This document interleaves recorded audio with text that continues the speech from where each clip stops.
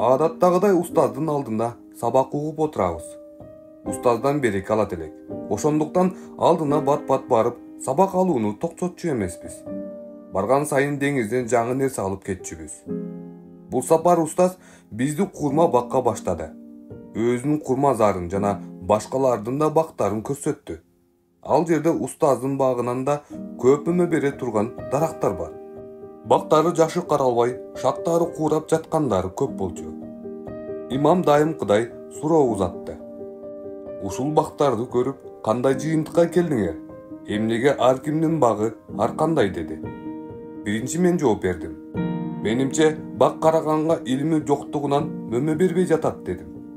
Менден кийин Абдуллах жооп берди. Устаз, менимче бул жерде мээнетке көңүл буруш керек.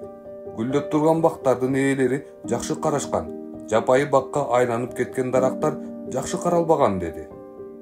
Биздин жоопторду уккан устаз өзү жооп бере баштады. Экөөңүң тең айтканың туура, бирок мен башкача жооп бермекчимин.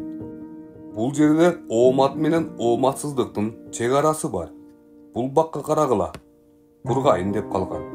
Ээсин тааныйм, ал менен бирге ушул жерде курма эккенбиз. Жанындагы мөмө көп берип турган бактын ээси да биз менен бирге эккен. Бактардын ортосундагы айырманы курма өстүрбөгөн адам да биле алат. Бул жерге эге баштаганыбызда мөмө бербей тургандай жер эле, бирок тоокел кылдык. Биринчи жылы эккен курмаларыбыз көгөрбөдү.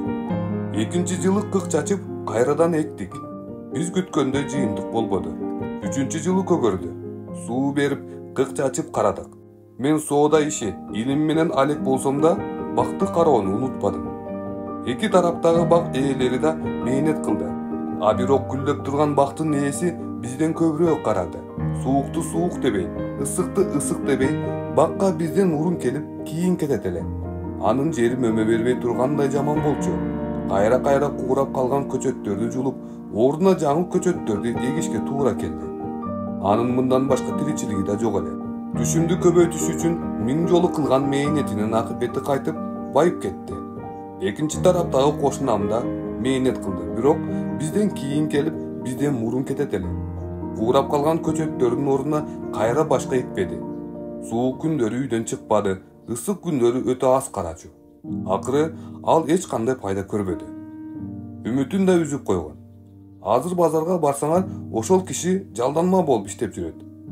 Менин багыма келсек, өзү мээнет кылбаганым үчүн ишчилер да көңүлдөгүдөй иш кылышпаптыр. А түшүм кошунамдыкынан 3 эсе аз. Эмнени айткым келгенин түшүндүңөрбү деди. Түшүндүк деп тасыктадык. Жок, силер толук түшүнбөдүңөр. Көзүңөрдөн көрүнүп турат деп устаз сөзүн кайрадан улантты. Бул жерде ийгилик менен ийгиликсиздиктин ортосундагы ачык айырманы көрбөй турасыңарбы?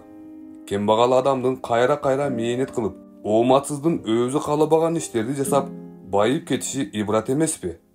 Орто жашаган адамдын жалкоолугу жана өзүнө жакпаган, бирок пайда келтириши анык болгон иштерди кылбай, жалданма ишчиге айланганы кайгыдан башка нерсе эмес.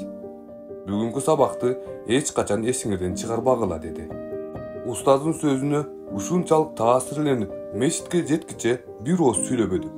Мен Абдуллахтын чыгармаларын көчүрүүгө жалкоолук кылгандарымды, соода иштеринде кээ бир келишимдерди артка тартканымды, акыры ошол иштердин окшобогонун эстедим жана жамгырлуу мезгилдерде зарыл сапарларга чыкпай койгонумду, натыйжада пайдадан куру жалак калганымды өкүнүү менен эстедим.